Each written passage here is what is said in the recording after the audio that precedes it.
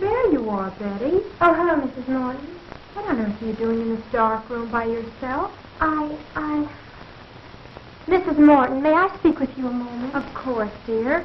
But why aren't you with the others in the laboratory? That place frightens me. Oh, it's not that bad. Although I admit it's a bit gloomy. And that horrible mechanical man. I can't stand to look at it any longer. You're overwrought, Betty, dear. There's nothing horrible about a mechanical man. Frank has been working on it for 2 years now. And Jim has been helping him for a year. I know, Mrs. Morton. And I don't approve of James going any further with this story. But why, dear? Oh, I know it's silly of me to feel this way. But not everything looks so weird. Haven't you ever thought that something was going to happen to you? Something you know is going to be terrible? And yet you can't explain what that something is. Now, my family still around? I don't know. But somehow I have a feeling I'll never manage it. Why, Betty, I've never heard you talk this way all the time I've known you. Is the birthday set for tomorrow? Yes, but... Oh, Mrs. Morton, you don't suppose anything has happened to James, do you? I mean, could anything possibly go wrong with the experiment tonight? Of course not, dear. What are you saying? I don't know. I just can't stand to have a mechanical man look. I have a feeling it has a dislike. That's absurd. It's just a girl that knows fool. There's no power to think what's for. I could swear I've seen it look at me with evil in its eyes. Almost as if it was sneering. That's what the place has for. Well, I'll go back to that lecture room. Yes, thank you. What's the matter, child? You're trembling. Oh, I'm sorry. I'll be all right. Honestly, I will. You go on back, and I'll be down short.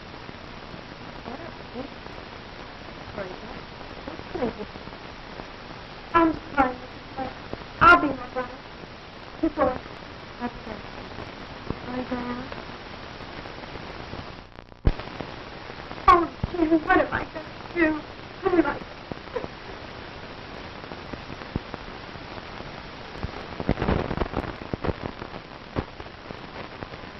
There we are. Now that should be just about it. Gee, Pop, will you work now? I hope so, son. Oh, Uncle Frank, are you going to make him walk? Yes, in a few moments, Janet. Oh, I'm so excited. Good. Will he be able to talk too, Uncle Frank? Of course not. Silly Uncle Frank told you that 20 times yesterday. No, Mary's right, Janet. You see, this is just a mechanical man. He won't be able to talk. That's about the only thing he won't be able to do, though, Janet. You're right, John. The doctor's mechanical man will be able to do about everything a human being can do, except talk.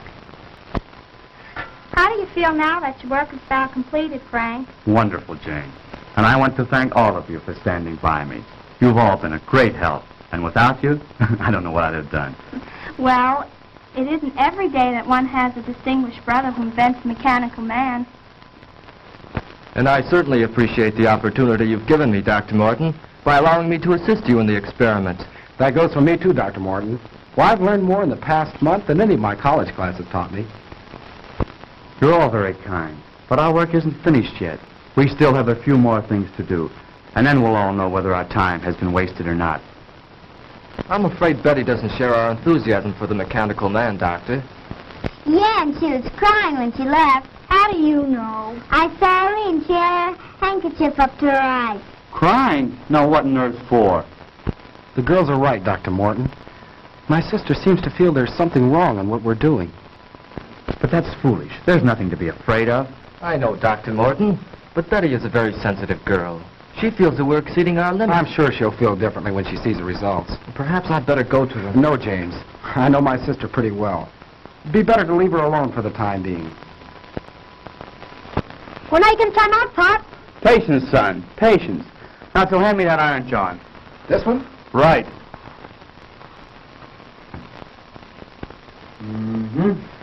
Won't be long now. When do you think you can try it out, Frank? Just as soon as Mrs. Morton returns.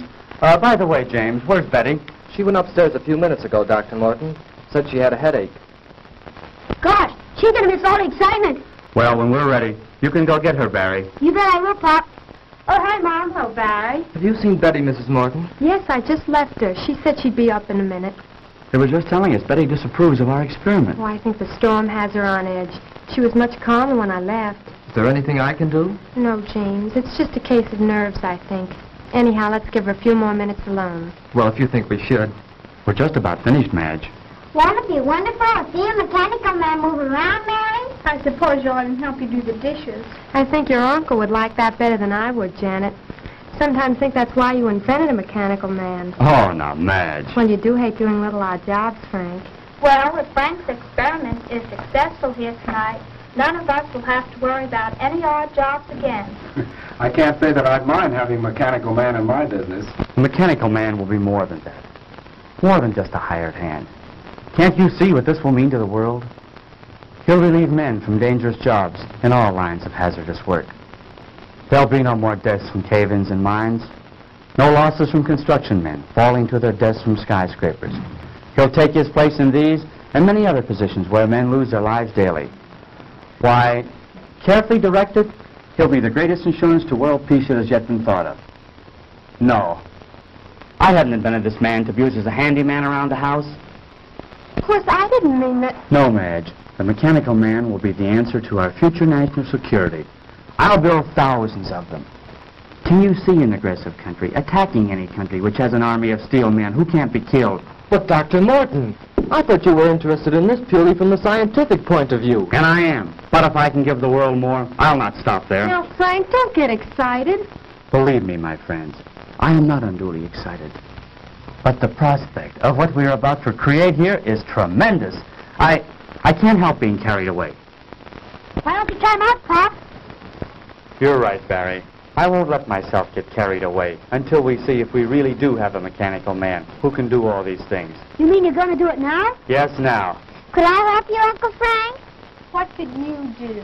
Well, Uncle Frank said we were all going to help him. Didn't you, Uncle Frank? Well, yes, I did, Janet. But I'm afraid there's nothing you girls could do right now except give us your moral support. Is there anything I can do, sir? Yes, James. Would you connect that line for me? The one over there on the other side of the bench. Right. And, John, if you hold this left arm in place, we'll make that final adjustment we were about to make before Mrs. Morton come in. Higher. Certainly, sir. Can I help too, Pop? No, I'm afraid not, son. You stand over there with Mary and Janet. There'll be plenty you can all do later on. Oh, gee, I don't ever get to do nothing. You come over here by me, dear, and stay out of your father's way. Oh, gee. I think we've got it. That should do it, Dr. Morton. Well, I guess that just about gets it, sir. Good, good. Now we'll see if all our work has been in vain. Here, give me a hand. Oh, Betty, we didn't see you come in, my dear. Darling, you look so pale. I'm all right, Jim. I've been worried about you, but Mrs. Morton said to leave you alone for a few minutes. Yes, I'm afraid I've been behaving rather badly. Everything seems to be getting on my nerves now. Well, everything will be all right now, Betty. I'm glad you're here. We're just about to prove our experiment. Dad can make them walk, Betty. That's fine, Barry. I'll be with you in a moment, dear. Please go on. Don't let me interrupt your work. Come over here by me, dear. All right. Now, James, if you pull the switch up there. Right.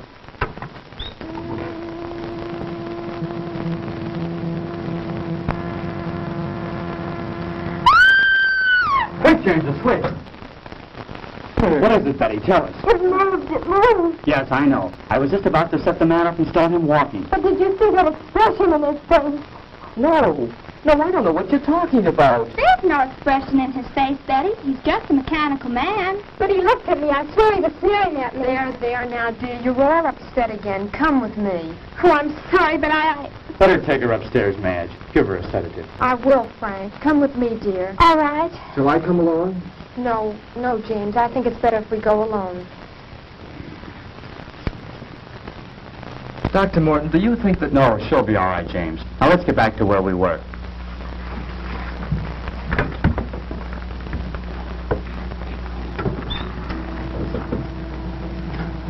Hey, Pop, he moved. I believe it's working, Dr. Morton. Oh, Frank, he does move. He does. Mary, let go of my arm. You're pinching me. Isn't it wonderful? He moved. He really moved. Now we'll see how he reacts to my directions. Oh, Frank, he almost seems human. Yes, this exceeds my wildest hopes. He's strong, too. Just feel the resistance in his arm. I can see what Betty meant now. I could swear I saw him sneer just then. That's nonsense. This is a man of steel, John. He has no mind, no willpower of his own. You're all overwrought. As you know, he's controlled by voice impulses. Take one step forward. Wonderful. Wonderful. Now walk forward. Return to the bench. I said return to the bench. Stop him, James. Back. Back to the bench. Oh, so that's the way you want it.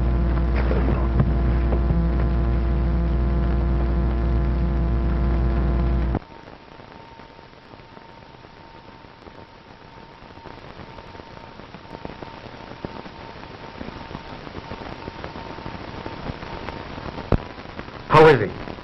Just seems to have had the wind knocked out of him. What was that? It sounded like Betty. You take care of James. I'll go see.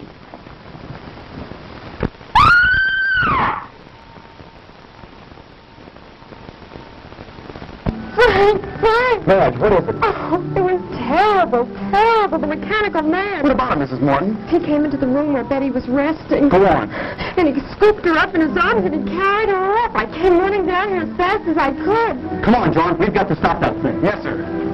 Oh, what have we done?